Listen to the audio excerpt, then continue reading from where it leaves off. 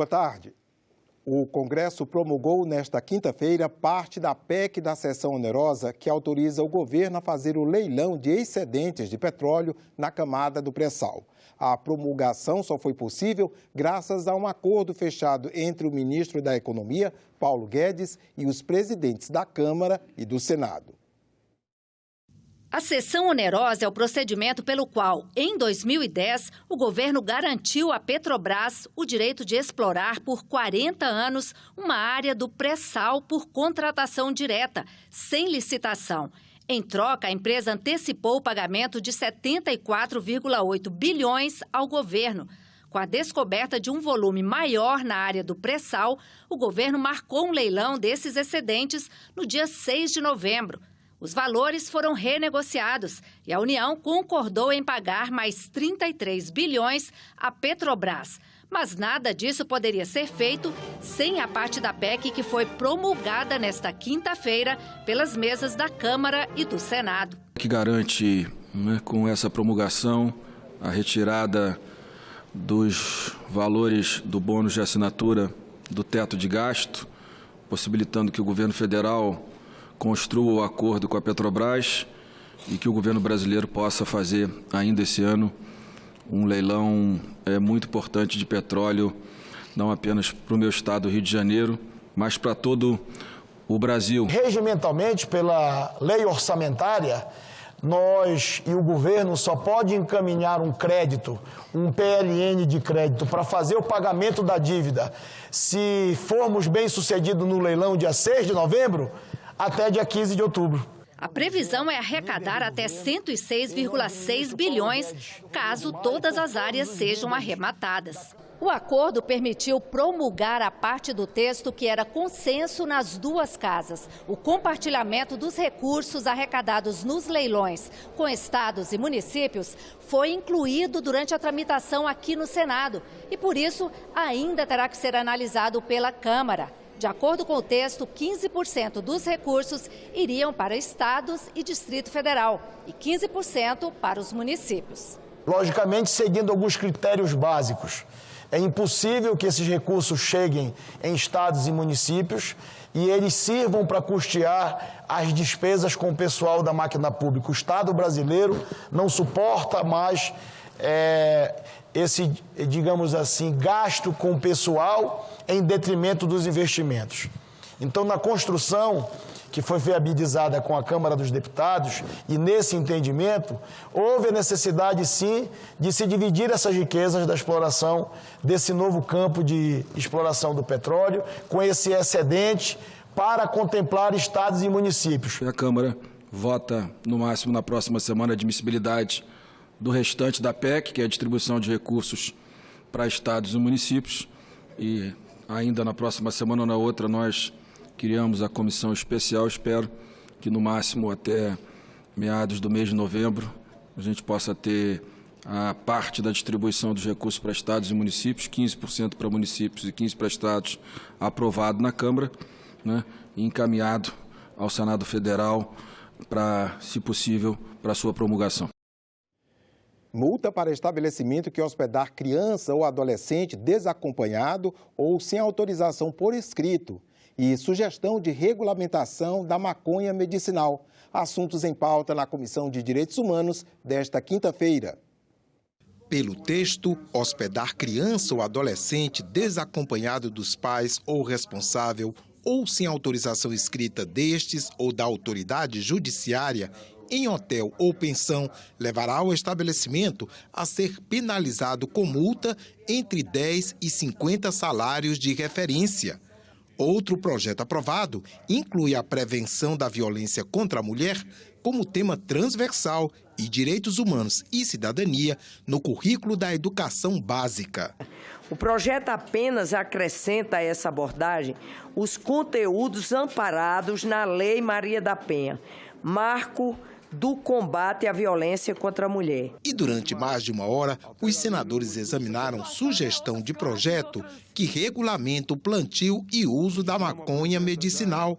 A sugestão teve parecer favorável e um voto em separado contra. Familiares de pacientes de doenças que podem ser tratados com a cannabis acompanharam a votação. Regulamentar um remédio não tem absolutamente nenhum impacto no crime. É um remédio. Vai ser vendido como remédio. Vai ser produzido, tratado, fiscalizado como remédio. Não vai mudar a vida do traficante, não vai mudar a vida do usuário, vai mudar a vida de vítimas de doença que precisam de tratamento. Assim como o senador Alessandro, eu trabalhei como delegado há 27 anos. Nós não seríamos irresponsáveis para estar autorizando plantio, que isso é tráfico. Isso está previsto no artigo 33 da Lei 11.343 de 2006. Várias pesquisas demonstraram os efeitos nocivos provocados ao corpo por esse canabidioide que é viciante. Afeta o sistema nervoso central e vascular, prejudica o sistema cognitivo, causa retardo mental, danos cerebrais a médio e longo prazo e chega a multiplicar por 2 o risco de desenvolvimento de doenças psíquicas. Veio da sociedade. Eu não consigo enxergar o Senado, batendo a porta na cara da sociedade. A gente precisa de mais amor e menos preconceito. Curso de Engenharia Florestal adota como item de uma disciplina o conteúdo de audiências públicas no Senado. A parceria já está em andamento e é o resultado de uma parceria entre a Universidade de Brasília e o E-Cidadania. Nossa matéria começa no pátio da UNB. Os personagens, Heraldo e Anara, Carlos Magno, Natália, Guido e Jorge, professor e alunos da Engenharia Florestal. Quais são as expectativas e perspectivas para reduzir e mitigar esses efeitos? Que responda mais tecnicamente. A redução de emissões de carbono. Toda a política governamental em função às mudanças climáticas. Suas metas se estão cumprindo. Assim, e quem vai ajudar a contar é o futuro repórter Pedro Lemos. As ferramentas estão aí, é só uma questão de colocá-las em prática. Pela primeira vez, uma disciplina de ensino superior utiliza o conteúdo de audiência pública no Congresso para avaliação do desempenho dos alunos. Heraldo Matricardi decidiu incluir no currículo a participação num debate sobre política pública na Comissão de Meio Ambiente do Senado.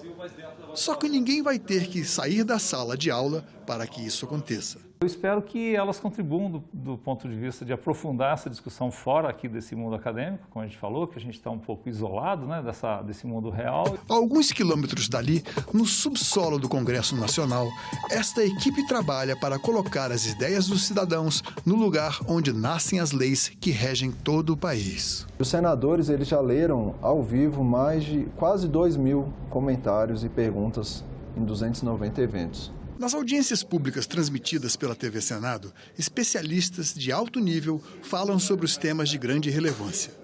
Na Comissão de Meio Ambiente, o debate é sobre a política brasileira para mudanças climáticas. A Yara Ferreira, do Distrito Federal, ela coloca e pergunta: o Brasil não deveria embutir os gastos ambientais, como o uso do solo e da água, no valor final dos produtos do agronegócio nas exportações? Os alunos da UNB acompanham atentos. É um recurso infinito de conhecimento disponível gratuitamente para que os professores possam utilizar. Essa integração do parlamento com as universidades é fundamental. O estagiário Pedro Lemos foi orientado pela equipe de jornalismo da TV Senado. Participe você também e mande suas perguntas e opiniões para as audiências públicas interativas do Senado. O endereço é senado.leg.br/e-cidadania e o telefone 0800 61 2211. Outras comissões também se reuniram nesta manhã. Vamos ver os destaques. Na Comissão de Relações Exteriores foi realizada a audiência pública sobre defesa cibernética. Os participantes lembraram o caso Snowden, que revelou espionagem eletrônica contra a ex-presidente Dilma em 2013. Desde 2011, o Exército já possui um centro de defesa para o assunto. Entretanto, o país ainda precisa avançar nos controles de segurança da rede. Esse controle é feito por outras nações e é feito por empresas estrangeiras. Nós não temos o menor controle, né? Hoje, se uma empresa americana quiser, ela desativa o sistema bancário brasileiro, né? Basta revogar o certificado raiz das ACs que emitem os certificados digitais dos bancos brasileiros. Então, nós não temos esse controle. E na Comissão de Infraestrutura foi realizada audiência pública sobre a integração entre a Eletrosul e a Companhia de Geração Térmica de Energia Elétrica. O presidente da Eletrobras, que controla as empresas, disse que a medida é necessária para interromper o alto nível de endividamento e afastar o risco da saída da estatal da Bolsa de Nova York. Qual é a essência dessa integração? As duas empresas que têm dificuldades, eu coloquei uma delas, mas vou colocar mais, têm dificuldades, têm desafios, funcionariam melhor juntas. Então, trata-se de uma integração de duas empresas do mesmo dono. 100% das ações pertencem, praticamente 100% das ações pertencem de Eletrosul e de CGTE à Eletrobras. Os senadores aprovaram hoje em plenário a criação da empresa Nave Brasil. Ela vai assumir as atribuições relacionadas à navegação aérea que antes estavam com a empresa brasileira de infraestrutura aeroportuário, a Infraero. A mudança está prevista na MP 866, aprovada ontem pela Câmara e que perderia a validade nesta sexta-feira. A Nave Brasil, que estará vinculada ao Ministério da Defesa, vai cuidar da administração e operação da infraestrutura aeronáutica, ou seja, a prestação de serviços de navegação aérea. A intenção da proposta, que teve como origem uma medida provisória, é diminuir o prejuízo da Infraero, que perdeu receita após a privatização de aeroportos, e concentrar na nova empresa os serviços que não serão privatizados. A economia para a estatal será de 250 milhões ao ano, com a passagem dos ativos e do pessoal para a Nave Brasil. A Força Aérea deve transferir alguns órgãos que hoje estão sob sua responsabilidade para esta empresa, que deve crescer um pouco mais. A gente desmilitariza, digamos, alguns órgãos sob responsabilidade da Força Aérea de controle, tá? Focando assim a Força Aérea na sua atividade fim. E ela ganha um pouco mais de volume e, com isso, ela ganha um pouco mais de receita para melhor investir no sistema, que vive de tarifas. É uma empresa não dependente, ela jamais necessitará de recursos de tesouro, os recursos são de tarifas arrecadadas pelos usuários dos serviços. Ainda falando sobre aviação, passageiros vão ter que continuar pagando pela bagagem despachada nos voos. O Congresso Nacional manteve ontem o veto ao dispositivo que incluía uma franquia de até 23 quilos por viajante nos bilhetes em aviões com mais de 31 assentos.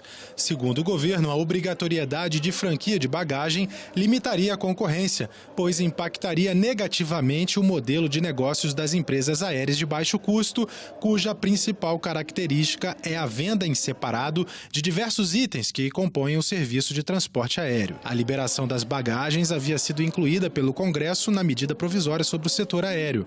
Mas, com a manutenção do veto, continuam as cobranças para despachar as malas. No mundo inteiro é assim, funciona dessa mesma forma.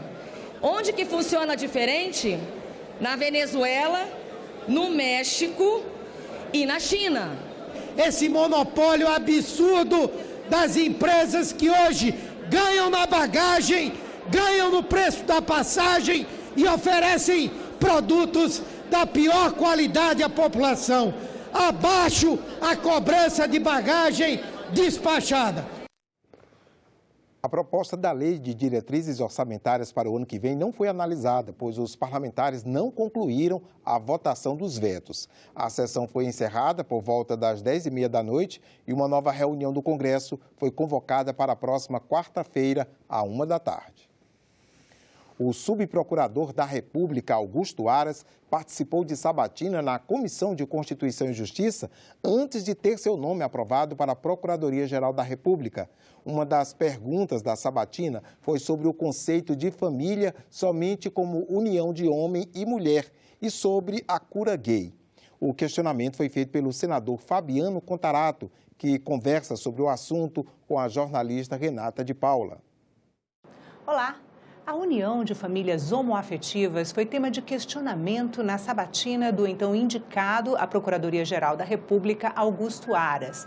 Nós vamos conversar sobre o assunto com o senador Fabiano Contarato, autor do questionamento. Ele é da Rede do Espírito Santo. Seja bem-vindo, senador. Muito obrigada pela presença. Eu que agradeço. Senador, o senhor tratou de forma pessoal uma questão que impacta a vida de milhões de famílias brasileiras, famílias como a sua, famílias homoafetivas. Como foi esse questionamento na sabatina do então candidato à Procuradoria-Geral da República, Augusto Aras? Bom, nós temos que entender que nós passamos de um processo de redemocratização no Brasil, de 84 até 88, com a Constituição Cidadã, que se diz a lei das leis, né? A espinha dorsal do Estado Democrático de Direito. Com a Constituição de 88, foi expresso o fortalecimento do Ministério Público. Então, o Ministério Público, hoje, ele tem uma função dúplice. Ele é o dominus litis, a teor do que determina o artigo 129.1 da Constituição Federal. O que é isso? Ele é o titular da ação penal, ele é o dono da ação penal. E ele exerce uma outra função muito importante, que ele é custos legis, que ele é fiscal da lei. É ele que luta pelos interesses coletivos, pelos interesses individuais, pelos interesses difusos, pelos interesses das minorias, da população indígena, pelo meio ambiente, enfim. O campo de atuação do Ministério Público é muito forte. Agora, é lamentável que no Brasil, em pleno século XXI, todas as conquistas advindas para a população LGBTI nunca foi resultante do processo legislativo. Porque quem dentro de um Estado democrático de direito, da autonomia e harmonização entre os poderes, você tem o poder legislativo cuja função principal é criar leis, editar as leis. O executivo administrar o Estado e executar as leis criadas pelo Legislativo. E o Judiciário dirimir os conflitos. Só que essa casa, tanto a Câmara dos Deputados como o Senado Federal, há muito tempo vem se acovardando diante de pautas de extrema importância. Nós estamos em pleno século XXI, mas que, infelizmente, estamos tratando de fatos e de pontos específicos que parece que estamos na era medieval. E as relações homoafetivas sofrem com isso. Tanto que todas as conquistas da população LGBTI foram por decisões judiciais. Por que foram por decisões judiciais? Decisões externas ao Congresso Nacional, ao Congresso, né? Porque também é uma premissa constitucional que o judiciário não pode se eximir de dizer o direito, mesmo quando não existe uma lei. Então, quando o Congresso se acovarda, se apequena e cede a uma pressão de uma camada ou de uma casta ou por ideologia, alguém tem que dizer o direito. Então, você vê aí, o direito de inserir um companheiro ou uma companheira homoafetiva na Previdência foi por decisão judicial. O direito de colocar no imposto de renda, fazer declaração em conjunta, foi por decisão judicial. Recentemente, a inclusão do nome social. O CNJ que veio falar que o casamento entre pessoas do mesmo sexo é possível, porque hoje o conceito de família é totalmente diferenciado, porque ele está embasando em cima do artigo 3º da Constituição, que diz que um dos princípios no Estado Democrático de Direito é a dignidade da pessoa humana. E o conceito de entidade familiar, ela já ultrapassou, ela não só é mais aquela estabelecida entre um casamento heterossexual, entre um homem e uma mulher. Isso já existe, isso já está mais que ultrapassado. Tanto que o próprio Supremo sacramentou e estabeleceu a possibilidade. Então, a possibilidade de casais homoafetivos adotarem, como é o meu caso, por exemplo, tudo foi por conquistas, não pelo processo legislativo, mas por decisão judicial. Eu estou fazendo questão de fazer esse recorte. Esse preâmbulo. Isso. Por quê? Porque eu questionei a ele justamente isso, porque a Associação Nacional dos Juristas Evangélicos, a ANJURE, expediu uma carta de tópicos e princípios em que ele assinou essa carta. Ora, o Ministério Público, ele não é um funcionário do presidente da República, nem de quem quer que seja. O Procurador-Geral da República, ele ocupa uma função com isenção. Isso está lá no artigo 127, parágrafo 1º. Ele tem que ser independente, ele tem que ser impessoal, ele tem que ter unidade. Então, como que ele se antecipa, assina essa carta, e nessa carta, aí que é o problema que foi grave. Então, quais são os principais conceitos que essa carta traz, né? Ela traz no item 7, precisamente, que o conceito de família se restringe apenas à relação heterossexual. Ora, isso vai contra já a decisão tanto do Supremo como do CNJ. Ela chega ao ponto de estabelecer e chamar as pessoas por orientação sexual como paciente, como doença, estabelecendo cura gay, falando que ele pode ser tratado, o paciente pode ser tratado para reversão sexual. Quando o próprio Conselho Federal de Psicologia, desde 99, já editou uma súmula falando que homossexualidade não é doença. Então, veja, nós estamos em pleno século XXI, e onde que você tem uma carta assinada por um candidato a Procurador-Geral da República que assina, aquece, concorda com esses tópicos. E foi aí que eu questionei a ele. Eu sou casado, graças a Deus, com o Rodrigo. Eu tenho um filho, Gabriel, estamos esperando outro, tenho fé em Deus. E eu questionei, o senhor não reconhece a minha família? Eu não tenho família? Eu sou subfamília? E digo mais, eu sou doente? Eu tenho que ter tratamento? Em que país que nós estamos vivendo? O Brasil precisa de tantas pautas relevantes, nós temos o desemprego que está aí, nós temos a recessão, nós estamos com uma reforma da Previdência batendo na porta que vai acabar com o direito de muitos trabalhadores, principalmente a população menos favorecida. Você passou da hora de instituir imposto sobre grandes fortunas, de ter uma visão macro, de alavancar a economia, e nós estamos discutindo pautas extremamente conservadoras e fundamentalistas, falando em cura gay, falando que a família, a entidade familiar hoje no Brasil só pode ser concebida em pessoas heterossexuais entre homem e mulher. E qual foi a resposta do procurador, senador? O que mais me assustou foi isso, porque ele falou que ele não leu a carta na sua totalidade e que ele não concordava, obviamente, com aquilo. E quis argumentar que o conceito de família vem da Constituição. E eu fiz um contraponto falando que a decisão do Supremo ela foi além. Nós não podemos ter um comportamento positivista, napoleônico, convicto. Daí a função do jurista. Você não pode fazer uma interpretação literal, gramatical. Você tem que fazer uma interpretação histórica, lógica, sistemática, de direito comparado. Por isso que, muito bem, todos os ministros do Supremo Tribunal Federal falando, olha, na atualidade o conceito de família não é aquele que foi estabelecido lá em 88 entre homem e mulher. Porque ali está como direito, como uma cláusula pétrea, que um dos fundamentos do Estado Democrático de Direito é a dignidade da pessoa humana. É que nós não podemos, está aqui no artigo 3º, ele fala claramente, promover o bem-estar de todos, sem preconceito de origem, raça, sexo, cor, idade, quaisquer outras formas de discriminação. A Constituição, ela é cidadã, ela é clara quando diz no artigo 5º, que todos somos iguais perante a lei, sem distinção de qualquer natureza. Senador, e como o senhor avalia o papel do Ministério Público e do novo Procurador-Geral sobre os direitos da população LGBTI?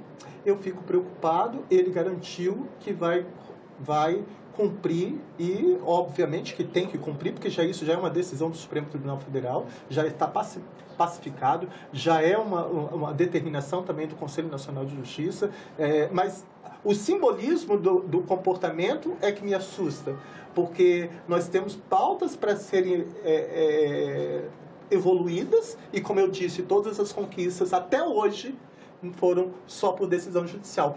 Principalmente agora, quando você tem um presidente da República, com todo o respeito, e aí eu estou preservando o princípio da impessoalidade expresso no artigo 37, mas que ele verbaliza e dissemina o ódio, o preconceito. O que eu posso esperar de um presidente que ele chegou ao ponto de dizer que ele não corria o risco de ter uma nora negra porque os filhos foram bem educados? Ele chegou ao ponto de dizer que você ter um vizinho homossexual desvaloriza o seu imóvel? Ora, isso é muito sério no Estado Democrático de Direito. Para isso que o parlamento tem que estar atuante. Para isso que eu estou aqui. Aqui o senador tem que ter coragem para enfrentar, para fazer projeto de lei, projeto de emenda constitucional. O que não for possível aqui, judicializar como eu tenho feito. Só esse ano eu já entrei com 18 ações em desfavor do comportamento do presidente ou de ministro de Estado por violação a direitos e garantias individuais e coletivos, a violações de tratados e convenções internacionais dos quais o Brasil é signatário. Passou da hora desse Senado dizer a que veio e para que veio. A população deu um recado muito forte nas últimas eleições. Ela estava cansada com os mesmos resultados. Mas não basta ser novo na política, é necessário que seja novo com ideias novas. Porque se você é novo na política e chega aqui e se deixa contaminar pela prática da velha política, eu não digo que você nem está trocando 6 por meia dúzia, você está trocando 6 por 5. E quem vai perder com isso, mais uma vez, é a população brasileira, que clama e tem sede de uma sociedade mais justa, fraterna, igualitária, e quem sabe um dia, todos seremos iguais perante a lei. Senador, muito obrigada pela entrevista.